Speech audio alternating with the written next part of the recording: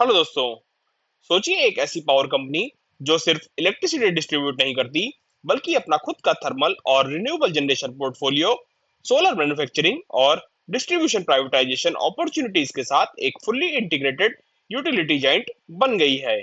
और सिर्फ इतना ही नहीं, सीईएससी की बैकिंग है आरपीएसजी ग्रुप के डाइवर्सिफाइड एम्पायर की, जिसका टर्नओवर है 42,100 करोड़ और एबिटा है 7,900 करोड़।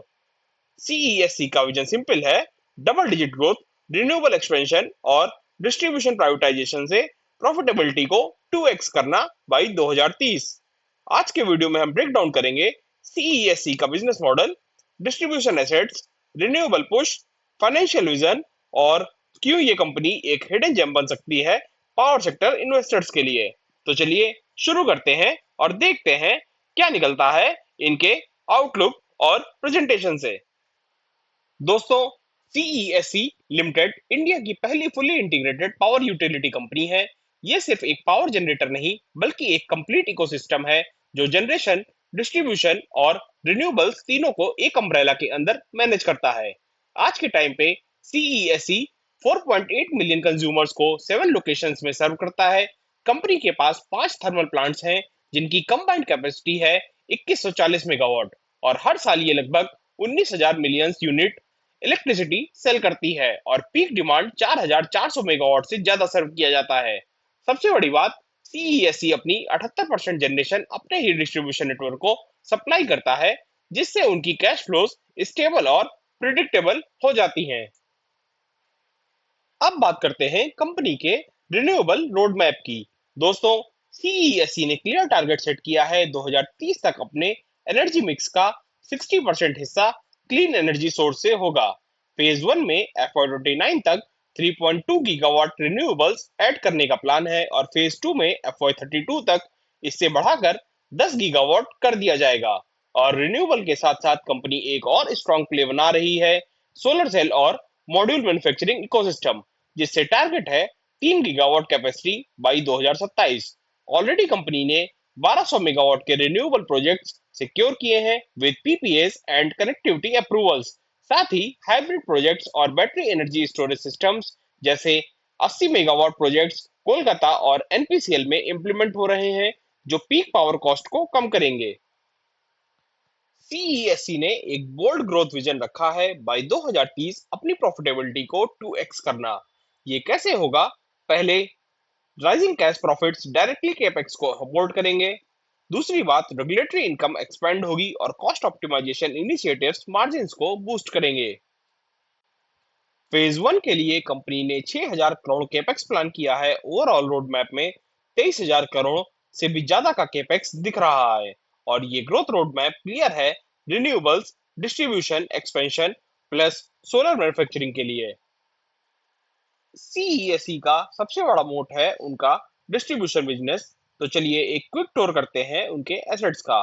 कोलकाता, यहाँ 37 लाख से ज्यादा कंज्यूमर्स हैं और टी&डी लॉस सिर्फ 6.49% है, जबकि नेशनल एवरेज लगभग 16% होता है। FY21 से FY25 तक सेल्स ग्रोथ का CAGR 7% रहा है और रेवेन्यू 9,765 करोड़ का है। एनपीसीएल ग्रेटर नोएडा, यहाँ 1.9 लाख कंज्यूमर्स हैं और टी&डी लॉस 7.48% है और सेल्स ग्रोथ CAGR 16% तक पहुंच चुका है, जबकि रेवेन्यू 2,777 करोड़ का है। सीपीडीएल चंडीगढ़, यहाँ लॉसेस पहले 50% से ज्यादा थे, जो अब 39% तक रिड्यूस हो चुके हैं। कंपनी ने 1,000 करोड़ केपेक्स एलोकेट किया है और फरवरी 2025 से इसका 100% टेक ओवर भी कंप्लीट हो गया है, जहां से रेवेन्यू 127 करोड़ से भी ज्यादा का जनरेट होता है और पीक डिमांड 450 मेगावाट से भी ज्यादा की है। राजस्थान डीएफ, जिसमें कोटा, भरतपुर और बीकानेर आते हैं, यहाँ से 7 से 11% CAGR सेल्स ग्रोथ और 97% कलेक्शंस इफिशिएंसी अचीव की गई है, जबकि पीक डिमांड 348 मेगावाट की है और रेवेन्यू 1,077 करोड़ का है। मालेगांव डीएफ, लॉसेस पहले 50% से ज्यादा थे, जो अब रिड्यूस होकर के 39% के आसपास आ गए हैं। एग्रेसिव टर्न अराउंड स्ट्रेटेजी चल रही है और अगले 3 साल में ब्रेक इवन टारगेट अचीव कर लिया जाएगा। ओवरऑल स्ट्रेटेजी क्लियर है, loss reduction plus digital billing 93% से भी ज्यादा ऑनलाइन पेमेंट्स, स्मार्ट टेक्नोलॉजीज जैसे SCADA, AMR मीटर्स और AI बॉट्स। CESE के पास 5 मेजर थर्मल प्लांट्स हैं: चंद्रपुर, बजबज, हल्दिया, साउदर्न SGS और क्रेसेंट में। और दोस्तों, एक proud fact, CESE ranked number 1 है विद 91% प्लांट लोड फैक्टर यानी PLF among all Indian thermal plants. CE data June 2025 के अनुसार कंपनी ने मल्टीपल PPAs साइन किए हैं विद मीडियम टर्म कॉन्ट्रैक्ट्स जो उनके प्रेडिक्टेबल और अट्रैक्टिव टैरिफ्स दिला रहे हैं। साथ ही पावर मिक्स ऑप्टिमाइजर और फोरकास्टिंग टूल्स उनकी इफिशियंसी और प्रॉफिटेबिलिटी दोनों इनहेंस कर रहे हैं। अब बात करते हैं सबसे बड़ी अपकमिंग अपॉर्चुनिटी की, जो उत्तर प्रदेश डिस्ट्रीब्यूशन प्राइवेटाइजेशन से आने वाली है। यूपी गवर्नमेंट प्लान कर रही है प्राइवेटाइज करने का PUVVNL, जिसमें 10.4 मिलियन कंज्यूमर्स होंगे, और DVVNL, जिसमें 7.2 मिलियन कंज्यूमर्स होंगे। टोटल साइज बन जाता है 17.6 मिलियन कंज्यूमर्स, जो कि 55,000 MU एनुअल सेल्स और 29,000 करोड़ का रेवेन्यू पोटेंशियल रखते हैं। और दोस्तों, CESE के पास ऑलरेडी चंडीगढ़ और राजस्थान में टर्न अराउंड का प्रूवन ट्रैक रिकॉर्ड है, इसलिए उनका पोजीशनिंग यहाँ बहुत स्ट्रांग है। अगर CESE ये बक कर लेता है तो कंपनी का डिस्ट्रीब्यूशन बेस लिटरली डबल हो सकता है। अब बात करते हैं CESE के फाइनेंशियल्स की, जहां कंपनी का मार्केट कैप तकरीबन 22,000 करोड़ के आसपास है। वहीं स्टॉक का पी मात्र 16 का है, जबकि ROCE और ROE 11% के हैं। जबकि EV टू EBITDA 8.31 का है और रिटर्न ऑन एसेट्स भी 3.55% के हैं। जबकि कंपनी फ्री कैश फ्लो भी जनरेट करती है, जो कि 3 साल का 3600 करोड़ के आसपास है और 5 साल का 7400 करोड़ के आसपास।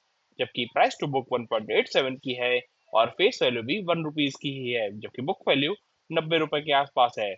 वहीं कंपनी के ऊपर थोड़ा डेट भी दिखाई देता है, क्योंकि डेट टू इक्विटी 1.50 का है। अगर हम बात करें इनके क्वार्टरली रिजल्ट की, तो जून 2024 में इनकी सेल्स 4,863 करोड़ की थी, जो जून 2025 में बढ़ करके 5,202 करोड़ की हो गई, यानी ईयर ऑन ईयर बेसिस में 7% से बढ़ती हुई दिखाई दी। वहीं ऑपरेटिंग प्रॉफिट मार्जिन 8% से बढ़ करके 17% के हो गए, जो कि ऑलमोस्ट डबल से भी ज्यादा है। वहीं नेट प्रॉफिट कंपनी का जून 2024 में 388 करोड़ का था, जो जून 2025 में बढ़ करके 404 करोड़ का हो गया, यानी ईयर ऑन ईयर बेसिस में तकरीबन 2% की ग्रोथ। और EPS भी तकरीबन 2.85 से बढ़ करके 2.92 का हो गया, जिसमें हमें ग्रोथ देखने को ही मिली। अगर हम बात करें इनकी कंपाउंड सेल्स की, तो 3 साल की 11% सेल्स रही है और 5 साल की 7%।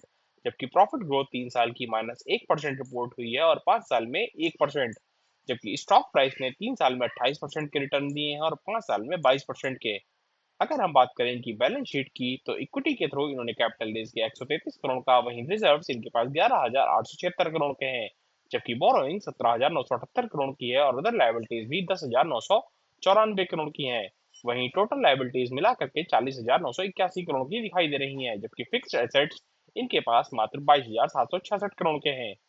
अगर हम बात करें इनके कैश फ्लो की, तो cash from operating activity 2,582 crore का है, जबकि cash from investing activity -3,013 crore का है, जबकि cash from financing activity 1,337 crore का है, यानी नेट कैश फ्लो 906 करोड़ का दिखाई देता है मार्च 2025 के अनुसार।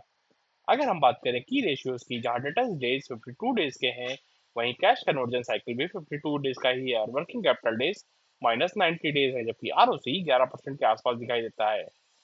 अगर हम बात करें शेयर होल्डिंग पैटर्न की, जहां प्रमोटर्स का स्टेक 52% के आसपास है, वहीं FIIs और DIIs का स्टेक मिला करके 35% के आसपास है, यानी प्रमोटर्स, FIIs और DIIs का स्टेक 85% से भी ऊपर का दिखाई देता है।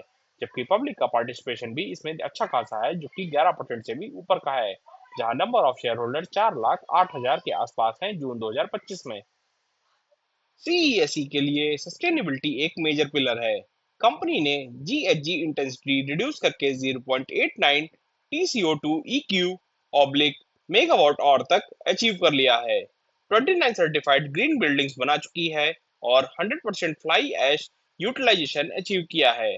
जीरो वेस्ट टू लैंडफिल का माइलस्टोन अचीव कर चुकी है और CSR से 4.3 लाख लाइव्स पॉजिटिवली इम्पैक्ट किए गए हैं। और HR फ्रंट पे भी रिकॉग्निशन मिला है great place to work certification for 5 consecutive years. दोस्तों, सीईएसई सिर्फ एक रीजनल यूटिलिटी नहीं बल्कि एक नेक्स्ट डिकेड का ग्रोथ इंजन बन रहा है।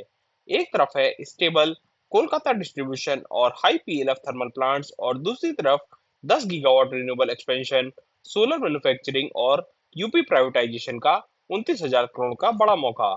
ये कॉम्बिनेशन बना रहा है सीईएसई को एक ऐसा स्टॉक जो एक साथ डिफेंसिव भी है और हाई ग्रोथ प्ले भी।